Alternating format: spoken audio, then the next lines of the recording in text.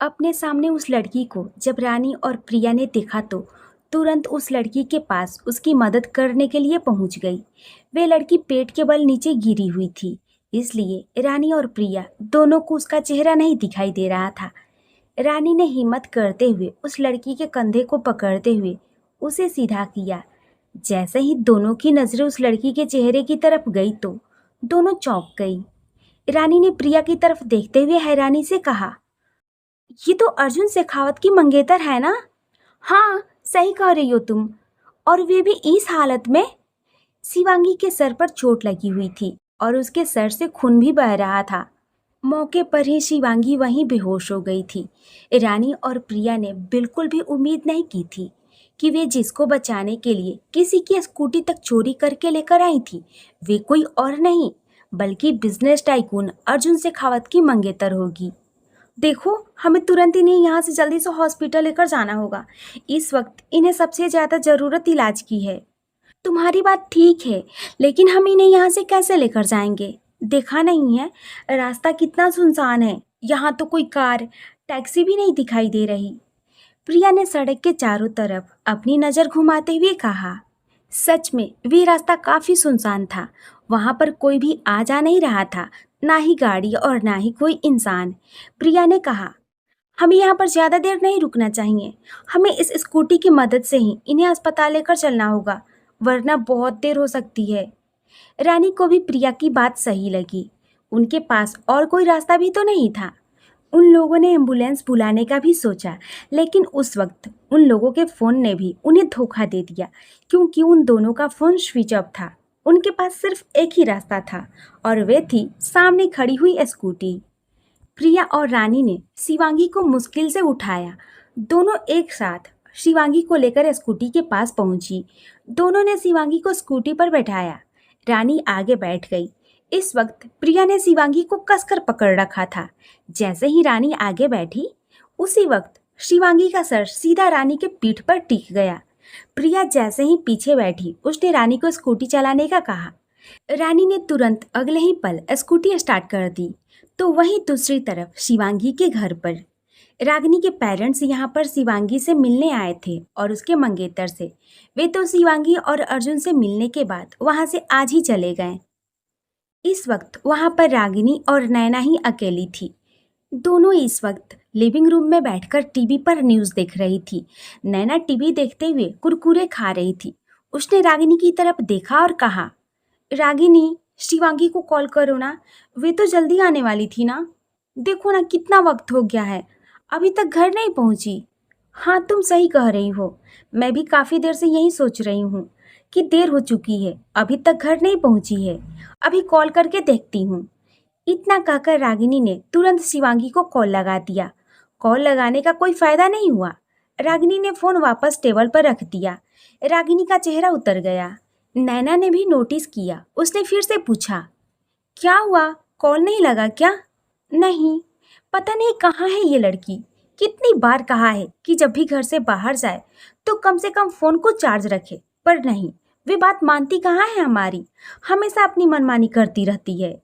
रागिनी बड़बड़ाई। बस करना रागिनी, वे जब आ जाएगी तब उस पर नाराज हो लेना। अभी नाराज होने का कोई फायदा नहीं है। अभी बेमतलब का गुस्सा करोगी और वे जब आएगी तब तक तुम्हारा गुस्सा शांत हो जाएगा।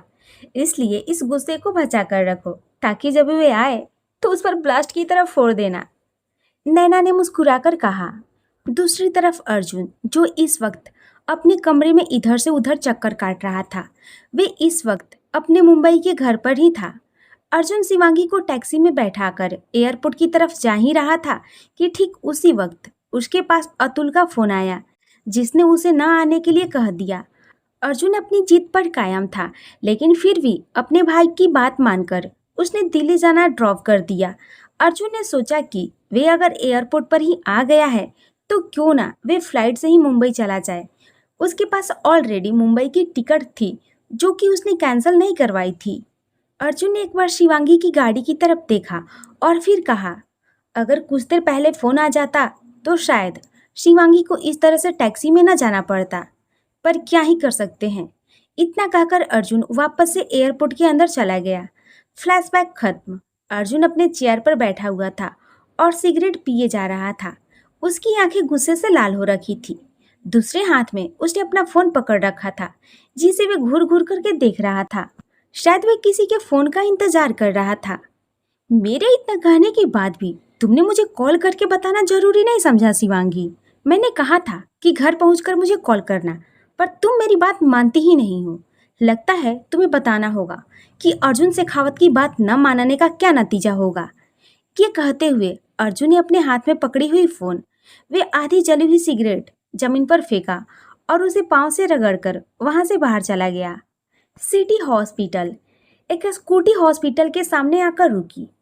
उस पर 3 लड़कियां सवार थी। आगे की लड़की ने बीच वाली लड़की का हाथ पकड़कर सबसे पीछे वाली लड़की को कहा, जल्दी से उतरो और इन्हें उतारने में मदद करो। प्रिया ने जैसे ही रानी की बात सुनी तुरंत स्कूटी से उतरी। प्रिया रानी के सामने आई और बोली, कुछ देर के लिए तुम शिवांगी मैम को पकड़कर रखो, मैं अभी आती हूँ। इतना कहकर प्रिया हॉस्पिटल के अंदर भाग गई। रानी हैरान होकर उसकी तरफ देखने लगी। अगले ही पल प्रिया कुछ लोगों के साथ बाहर आई। उसके साथ वार्ड बॉय थे जो स्ट्रेचर लेकर उसके पीछे पीछे ही आ रहे थे। प्रिया तुरंत उन लोगों को लेकर रानी के पास आई और इशारा करते हुए उन लोगों से कहा, ये रही पेशेंट, इन्हें जल्दी से जल्दी इलाज के लिए लेकर जाइए। वार्ड बॉय ने तुरंत शिवांगी को स्कूटी से उतारा और स्ट्रेचर पर लेटा दिया। वे लोग फिर से शिवांगी को लेकर अस्पताल के अंदर चले गए। अस्पताल के अंदर डॉक्टर अंदर शिवांगी को चेक कर रहे थे, तो वहां बाहर रानी और प्रिया घबराए हुए इधर से उधर उस कॉरिडोर में चक्कर लगा रही थी। उन्हें कुछ भी समझ नहीं आ रहा था कि वे क्या करें और क्या नहीं। कुछ देर में डॉक्टर बाहर आए। डॉक्टर को जैसे ही रानी और प्रिया ने देखा, वे दौड़ते हुए डॉक्टर के पास जाकर खड़ी हो गईं। डॉक्टर ने उन लोगों की तरफ देखा और कहा, क्या आप इन्हें जानती हैं? दोनों ने एक दूसरे के चेहरे की तरफ देखा और पूछा, डॉक्टर आप ये बताइए कि मैडम कैसी हैं? देखिए, उनकी हालत बहुत ही नाजुक है। इनका काफी ज्यादा खून बह चुका है और इन्हें जल्द से जल्द खून की जरूरत है। डॉक्टर ने कहा, तो फिर आप इंतजार क्यों कर रहे हैं? प्रिया ने कहा। प्रिया की बात को सुनकर डॉक्टर ने कहा, सॉरी मिस, लेकिन जिस ब्लड की इस वक्त पेशेंट को जरूरत है वे ब्लड हमारे हॉस्पिटल के बैंक ब्लड में नहीं है, इसलिए हो सके तो आप अपने जान पहचान में पता कीजिए। रानी और प्रिया ने चौंकते हुए एक दूसरे की तरफ देखा और फिर डॉक्टर की तरफ देखते हुए एक साथ दोनों ने कहा, कौन सा blood group doctor? AB negative, doctor ने कहा। डॉक्टर ने उन दोनों के चेहरे की तरफ देखते हुए फिर से कहा, अगर आप किसी को जानती हैं तो प्लीज जितना जल्दी हो सके उन्हें बुला लीजिए। मैं भी अपने साथियों से कहकर इस ब्लड ग्रुप का बाकी हॉस्पिटल में पता करने की कोशिश करता हूँ।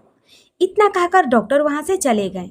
रानी और प्रिया डॉक्टर को जाते हुए देख रही थी, लेकिन उनके पास कहने के लिए कुछ भी नहीं था। प्रिया ने रानी से कहा, रानी अब क्या करें?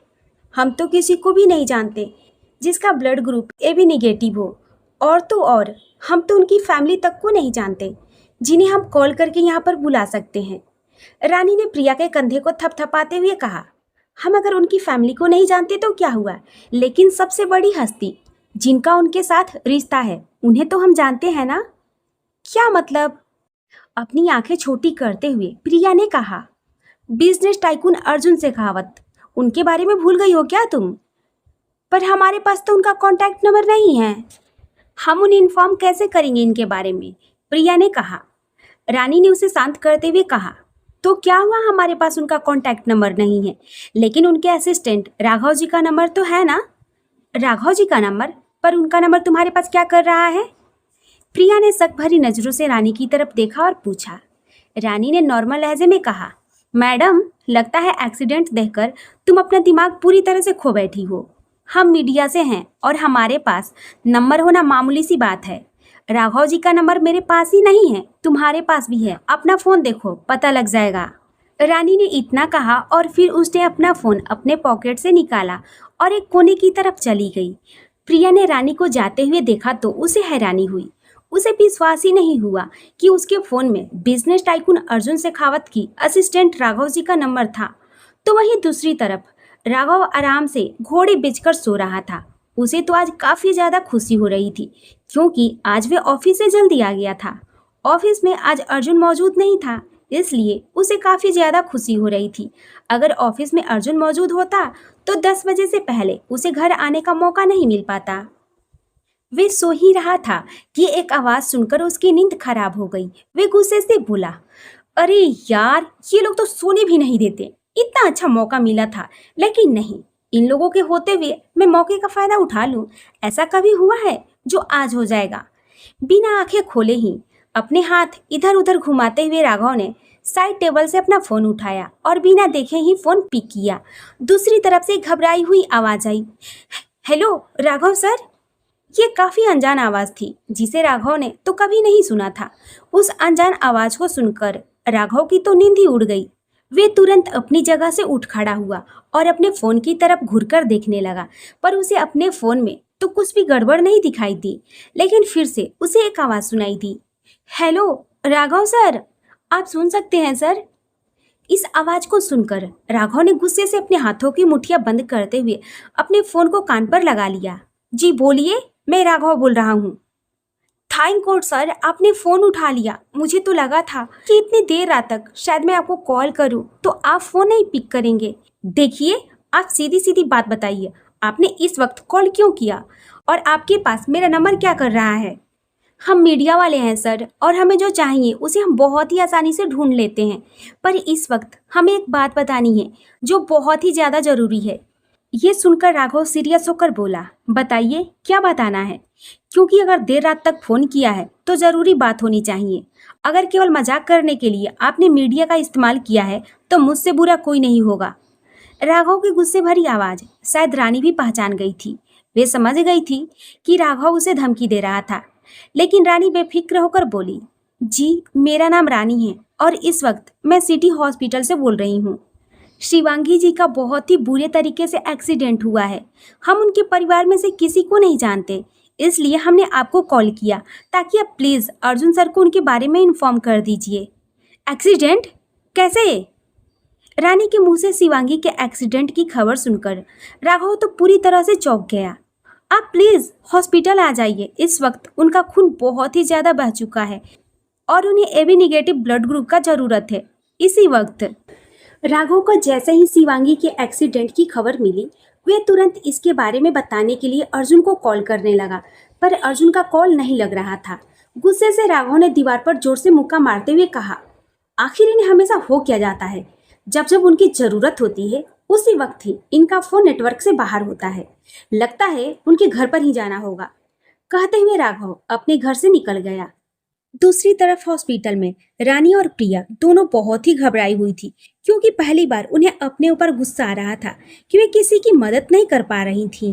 प्रिया रानी से बोली, रानी, मैंने सभी लोगों से पूछा जिन लोगों को मैं जानती हूँ, लेकिन किसी का भी ब्लड ग्रुप AB निगेटिव नहीं है। पता तो मैंने भी किया है प्रिया। अब तो पूरी उम्मीद मिस्टर अर्जुन शेखावत पर ही है। आई होप कि वे जल्दी आ जाएं। राघव तेज ड्राइव करता हुआ अर्जुन के घर की तरफ जा रहा था, लेकिन बीच बीच में वे बार बार अर्जुन को कॉल करने की भी कोशिश कर रहा था, पर कोई फायदा नहीं था। अर्जुन का फोन नहीं लग रहा था। राघव को काफी ज्यादा गुस्सा आ रहा था। वे बार बार स्टीयरिंग व्हील पर हाथ मार रहा था, पर गुस्सा निकालने के अलावा उसके पास कोई और रास्ता नहीं था। कुछ ही देर में राघव अर्जुन के घर के सामने खड़ा हुआ था। अर्जुन के घर के सामने आकर उसने तेजी से हॉर्न मारना शुरू कर दिया। तेज हॉर्न की आवाज सुनकर सिक्योरिटी गार्ड तुरंत बाहर आया। सिक्योरिटी गार्ड को देखकर राघव ने गाड़ी का शीशा खोला और सिक्योरिटी गार्ड की तरफ गेट खोलने का इशारा किया। राघव के चेहरे पर इस वक्त काफी ज्यादा गुस्सा छाया हुआ था, इसलिए सिक्योरिटी गार्ड ने राघव से कुछ पूछने तक की हिम्मत नहीं की। उसने तुरंत दरवाजा खोल दिया। राघव तुरंत अपनी गाड़ी उस विला के अंदर ले गया। गाड़ी से उतरकर राघव दौड़ता हुआ अंदर चला गया। लिविंग रूम में पूरी तरह से अंधेरा छाया हुआ था। कुछ भी साफ साफ दिखाई नहीं दे रहा था। राघव आवाज लगाते हुए घर के अंदर जा रहा था, अर्जुन कहाँ हो? लेकिन कोई फायदा नहीं। राघव को कोई रिप्लाई नहीं मिला। आज हो क्या रहा है? वैसे तो यहाँ पर रोशनी की भरमार होती है, लेकिन आज न जाने इस घर की रोशनी कहाँ गायब हो गई। अंधेरों से क्यों घिरा हुआ है ये लिविंग रूम? राघव बोल ही रहा था कि अचानक से उसे अंधेरे में एक आवाज सुनाई दी। क्या हुआ? शांत माहौल था, इसलिए वे आवाज बहुत ही ज्यादा क्लियर थी, पर उस आवाज में हल्का सा गुस्सा भी था जो राघव को अच्छे से सुनाई दे रहा था। क्या हुआ? मैं कब से तुम्हें कॉल लगाने की कोशिश कर रहा हूँ, लेकिन तुम कॉल पिक नहीं कर रहे हो। आखिर तुमने फोन क्या किया, किसको ध्यान दे दिया? क्या हुआ, इतना गुस्से में क्यों हो? अर्जुन ने इतना ही कहा था कि अचानक से उस पूरे लिविंग रूम में रोशनी हो गई। राघव ने अपने सामने अर्जुन को खड़ा हुआ देखा। उसके हाथ में सिगरेट थी जो अभी भी जल रही थी, लेकिन इस वक्त अर्जुन की आंखें लाल थी। राघव घूरकर अर्जुन की तरफ ही देख रहा था। अर्जुन ने सीढ़ियों से उतरते हुए राघव से कहा, इतनी देर रात यहाँ पर क्या हुआ और तुम किस लिए फोन कर रहे थे? अर्जुन को इतना तो पता था कि राघव कभी भी इस वक्त उसके घर पर तो नहीं आता था जब तक कि बहुत ही ज्यादा जरूरी काम नहीं हो। अर्जुन को ये भी पता था कि आज राघव घर जल्दी चला गया था और इस वक्त वे अपने घर पर सो रहा होता, पर अचानक से अपने घर पर देखकर उसे कुछ हैरानी भी थी। अपने घर पर अचानक से चिल्लाने की आवाज सुनकर उसे बहुत ही ज्यादा गुस्सा आ रहा था। राघव को कुछ ना बोलता हुआ देखकर अर्जुन ने कहा, अब तुम बताओगे कि तुम यहाँ पर क्यों आए हो और क्यों फोन लगाने की कोशिश कर रहे थे मुझे? शिवांगी, राघव ने इतना ही कहा था। वे आगे कुछ कह पाता, अर्जुन शिवांगी का नाम सुनकर ही चिढ़ गया। वे जाकर सोफे पर बैठते हुए बोला, नाम भी मतलब उसका, अपनी जिद के आगे किसी की भी नहीं सुनती। इतना कुछ कहने के बाद भी उसने एक बार भी मुझे कॉल करना जरूरी नहीं समझा। मैंने कहा था उसे कि घर जाकर के कॉल करना, लेकिन नहीं, उसे तो अपने आगे किसी की बात सुननी कहाँ है। बस करो अर्जुन, जब कुछ जानते नहीं हो तो इसका मतलब ये नहीं कि हर किसी को बुरा ठहराते रहो। तुम्हें पता भी है इस वक्त वे कहाँ है, जो तुम बेफिक्र होकर अपने घर पर बैठे हो और उसे कोस रहे हो। तुम इतना गुस्सा क्यों कर रहे हो? अपने दोस्तों के साथ होगी, मौज मस्ती कर रही होगी मैडम, और क्या करना है। Mister Arjun Shekhawat, for you kind information, इस वक्त वे सिटी हॉस्पिटल में हैं और उनकी हालत बहुत ही ज़्यादा क्रिटिकल है। अगर उन्हें सही वक्त पर ब्लड नहीं दिया गया तो शायद उन्हें बचाना भी इम्पॉसिबल हो जाएगा। अर्जुन जो पहले गुस्से में था, उसके चेहरे के एक्सप्रेशन पूरी तरह से बदल गए। वे चौंकते हुए सोफे से उठ खड़ा हुआ। अस्पताल में? तुम कहना क्या चाहते हो? तुम मेरे साथ चलो, रास्ते में सब कुछ बता दूंगा, राघव ने कहा और आगे की तरफ चलने लगा। अर्जुन ने भी आगे कुछ नहीं पूछा। उसे तो लग रहा था कि शायद शिवांगी भूल गई थी, पर उसे इस बात की तो बिल्कुल भी उम्मीद नहीं थी कि शिवांगी इस वक्त अस्पताल में होगी। दूसरी तरफ एक अंधेरे कमरे में एक आदमी चेहरे पर मास्क लगाकर बैठा हुआ था। उसके सामने कुछ लोग मौजूद थे जो घुटनों के बल बैठे हुए थे। उन लोगों का चेहरा पूरी तरह से खून से लथपथ था। चेहरे पर जगह जगह जख्म के निशान थे। ऐसा लग रहा था कि जैसे उन लोगों को बहुत ही बुरी तरीके से टॉर्चर किया गया हो। जमीन पर बैठे हुए वे आदमी अपने हाथ जोड़कर अंधेरे में बैठे हुए उस आदमी की तरफ भीख मांगते हुए बोला, माफ कर दीजिए बॉस, अगली बार से ऐसी गलती बिल्कुल नहीं होगी। वे अंधेरे में बैठा हुआ आदमी अपनी चेयर से खड़ा हुआ और उस आदमी की तरफ बढ़ा जिसने अभी अभी माफी मांगी थी।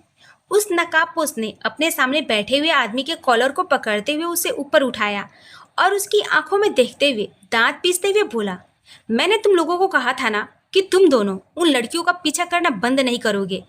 तुम पता करोगे कि आखिरकार वे शिवांगी को कहाँ लेकर गई थी, किस अस्पताल में लेकर गई है। तुम लोगों ने उन लोगों का पीछा बंद कैसे कर दिया?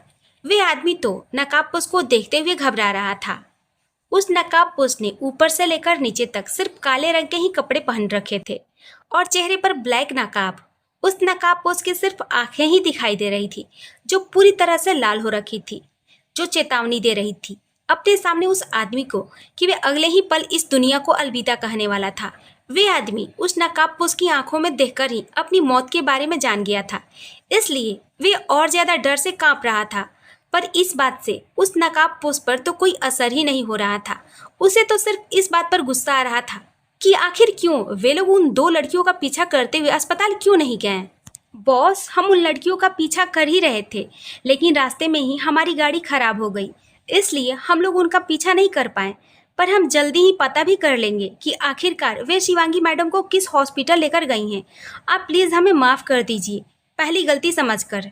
नकाबपोश ने उस आदमी को धक्का देकर छोड़ दिया और जाकर फिर से अपनी चेयर पर जाकर बैठ गया। उसने अपने सामने मौजूद लोगों की तरफ घूरकर देखा और कहा, तुम जानते नहीं हो, मेरी दुनिया में आने वालों की पहली गलती ही आखिरी गलती होती है, और ये मामला तो मेरे प्यार का है, मेरे जुनून का है, मेरी दीवानगी का है।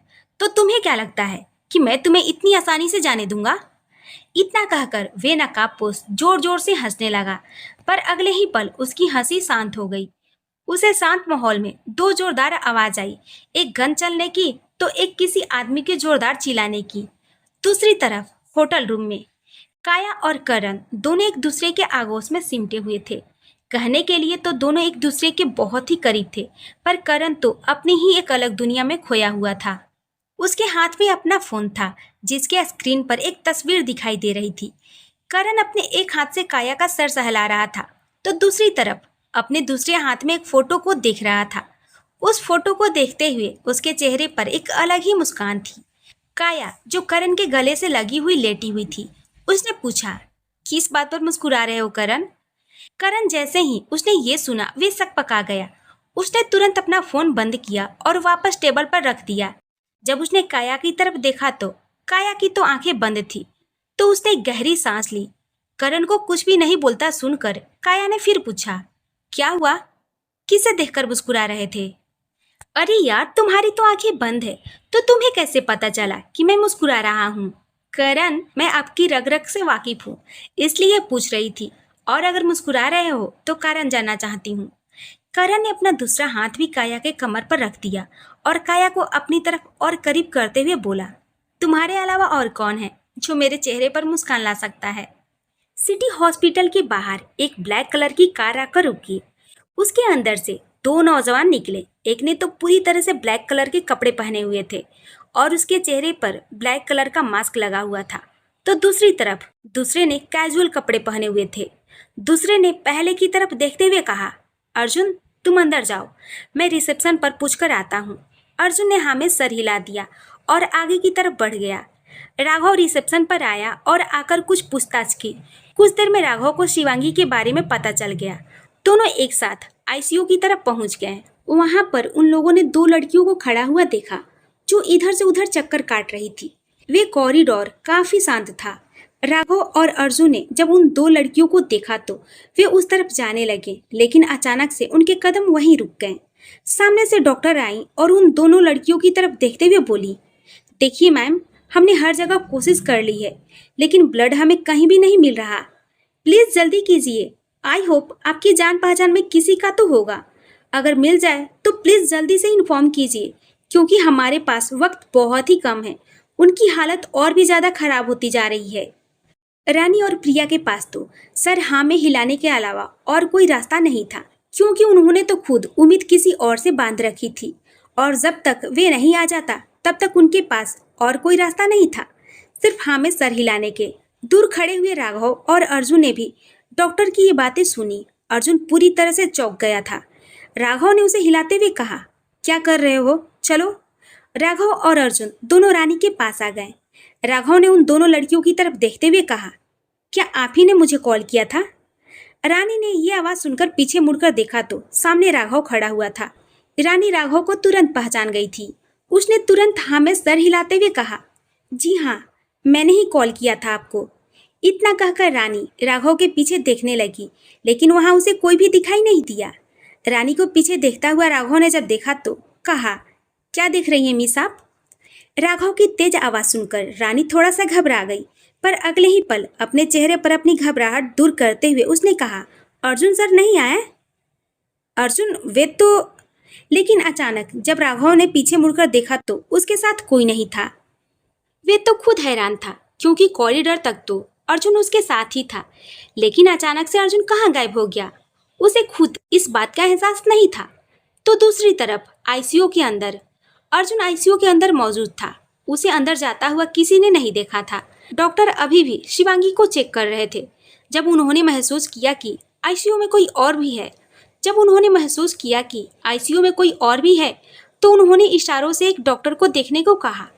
डॉक्टर ने तुरंत इशारा समझकर देखने के लिए वहां से चली गई। लेडी डॉक्टर ने जब दरवाजे के पर्दे के पीछे किसी और को खड़ा हुआ पाया, जिसके चेहरे पर नकाब लगा हुआ था, तो उन्होंने उसे वहीं रोक दिया और कहा, सर, आप इस तरह से अंदर नहीं आ सकते। आपको अंदर आने की परमिशन किसने दी? अर्जुन घूरकर डॉक्टर की तरफ देखते हुए बोला, मैडम, यहाँ आने के लिए मुझे किसी के परमिशन की जरूरत नहीं है।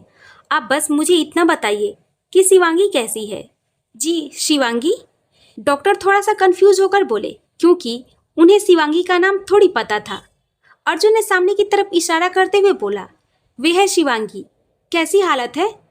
उस लेडी डॉक्टर ने पीछे मुड़कर शिवांगी की तरफ देखा और फिर अर्जुन की तरफ देखते हुए कहा, ओह वे, उनकी हालत तो सच में बहुत ही नाजुक है, पर आप यहाँ पर क्या कर रहे हैं? डॉक्टर, मेरा ब्लड AB निगेटिव है। जैसे ही उस लेडी डॉक्टर ने सुना कि सामने खड़े हुए उस व्यक्ति का ब्लड और पेशेंट का ब्लड एक है, तो उसने तुरंत अपने सीनियर को आवाज लगाई, सर, ब्लड का इंतजाम हो चुका है, इनका ब्लड सेम ही है। जैसे कि उम्मीद थी, सीनियर डॉक्टर ने जब उस लेडी डॉक्टर की आवाज़ सुनी और पता चला कि ब्लड का इंतजाम हो चुका है, तो वे तुरंत अर्जुन के पास आ गए। आपका सच में AB निगेटिव ब्लड है? डॉक्टर, इस मामले में मैं कोई मजाक नहीं कर रहा हूँ, हल्का सा गुस्सा होते हुए अर्जुन ने कहा। उसकी गुस्से भरी आवाज़ सुनकर डॉक्टर भी घबरा गया, क्योंकि वे आवाज़ माना ही हल्की थी, लेकिन उस आवाज़ में जो गुस्सा था वे हल्का नहीं था। लेडी डॉक्टर अर्जुन को लेकर अपने साथ चली गई। राघव, जो पीछे मुड़कर अर्जुन को देख रहा था, जब उसे अर्जुन कहीं दिखाई नहीं दिया तो वे मन में बोला, आखिर ये कहाँ गायब हो गया? अगर यहाँ आकर गायब ही होना था तो फिर आया ही क्यों? लेकिन इस वक्त ICU का दरवाजा खुला। रानी, प्रिया और राघव तीनों का ध्यान एक साथ ICU के दरवाजे की तरफ गया। तीनों ने जब सामने से एक नकाब वाले आदमी को देखा तो रानी और प्रिया तो हैरान थी, पर राघव के चेहरे पर कोई हैरानगी नहीं थी, क्योंकि उसे तो पता था कि वे नकाब वाला कौन है। डॉक्टर अर्जुन को उनके सामने से लेकर किसी और रूम में ले गई, लेकिन जाते जाते अर्जुन ने राघव के कान में कहा, पता करो इनसे कि इन लोगों को मेरे बारे में कैसे पता चला और शिवांगी के बारे में भी। राघव ने हाँ में सर हिला दिया। राघव को अपना ऑर्डर देने के बाद अर्जुन बिना पीछे मुड़े वहां से चला गया। राघव ने रानी की तरफ देखा और कहा, आप लोगों का क्या नाम है? रानी ने सीरियस होते हुए कहा, मेरा नाम रानी है। जहां रानी सीरियस थी तो वहीं प्रिया, उसके चेहरे पर तो बिल्कुल भी सीरियसनेस की झलक तक नहीं थी। वे तो मुस्कुराते हुए राघव की तरफ देखते हुए बोली, मेरा नाम प्रिया है। अच्छा, अच्छा है ना नाम? राघव के मुंह से अच्छा सुनकर प्रिया ने एक्साइटेड होकर पूछा। राघव ने प्रिया को इग्नोर कर दिया, उसने उसकी बात का कोई जवाब नहीं दिया। रानी ने भी प्रिया की बात सुनकर उसे घूरकर देखा। प्रिया रानी की घूरती हुई नजरों को देखकर चुप हो गई। प्रिया को चुप करने के बाद रानी ने फिर से राघव की तरफ देखा और कहा, राघव सर, शिवांगी मैम को खून की जरूरत है। हमने हर जगह पता किया है, लेकिन हमारे पास ऐसा कोई रिश्तेदार नहीं है, ना ही हम ऐसे किसी को जानते हैं जिनका ब्लड AB निगेटिव हो। राघव ने शांत लहजे में जवाब दिया, कोई बात नहीं, अर्जुन का ब्लड ग्रुप सेम ही है, वे शिवांगी जी को दे रहे हैं। लेकिन मुझे आपसे इनके अलावा एक और सवाल करना है, अगर आपको बुरा ना लगे। राघव की बात सुनकर रानी और प्रिया दोनों चौंकते हुए एक दूसरे के चेहरे की तरफ देखने लगी, पर अगले ही पल प्रिया ने राघव की तरफ देखा और कहा, सर 2 मिनट, मुझे अपने दोस्त से कुछ जरूरी बात करनी है, उसके बाद आप अपने सवाल पूछ लीजिएगा। राघव ने हाँ में गर्दन हिला दिया। राघव की हाँ पाकर प्रिया ने तुरंत रानी का हाथ पकड़ा और खींचकर दूसरी तरफ ले गई। उसे इस तरह से खींचता हुआ देखकर रानी ने अपना हाथ प्रिया के हाथ से दूर झटकते हुए कहा, क्या हुआ? इस तरह से क्यों खींचकर लेकर आई हो? अच्छा, तुम्हें तो जैसे पता ही नहीं मैं क्यों लेकर आई हूँ। अगर अंदाजा नहीं तो फिर तुमने चौंकाने वाले एक्सप्रेशन क्यों दिए मुझे? शौक था इसलिए? अब बताओगी क्या हुआ था, क्यों लेकर आई हो? रानी ने पूछा। ये हमसे क्या पूछने वाले हैं? प्रिया ने पूछा। रानी को सच में प्रिया पर गुस्सा आ रहा था।